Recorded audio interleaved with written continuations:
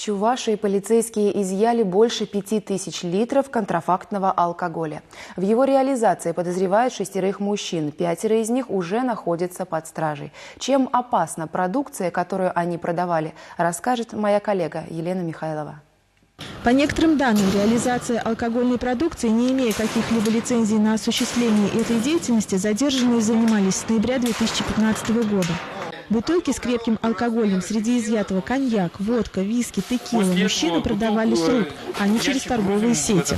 Деятельность злоумышленников была пресечена в результате оперативного взаимодействия сотрудников МВД по Чувашской республике и следователей Следственного комитета. Сделать это удалось после прибытия в Чебоксары очередной партии алкоголя на 2 «Газелях». Мероприятия по изъятию продукции продолжались в течение 2 суток. Обыски проводились в квартирах и гаражах, расположенных по 8 адресам Чебоксар. В результате из незаконного оборота было изъято 555 коробок и 22 канистры с контрафактным алкоголем. На части изъятой продукции отсутствовали акцизные марки.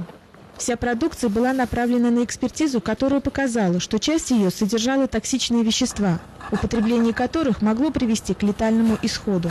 Следственными органами Следственного комитета Российской Федерации по Чувашской Республике возбуждено уголовные дела по статьям «Незаконный оборот продукции, не отвечающей требованиям безопасности жизни и здоровья потребителей», а также «Незаконный оборот немаркированной алкогольной продукции».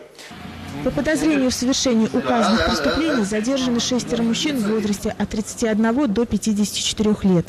Алкоголь злоумышленники приобретали за пределами республики по цене около 50 рублей за одну пол-литровую бутылку. В отношении 5 из них избрана мера пресечения в виде заключения под стражу. Один находится под подпиской о невыезде, так как дал признательные показания.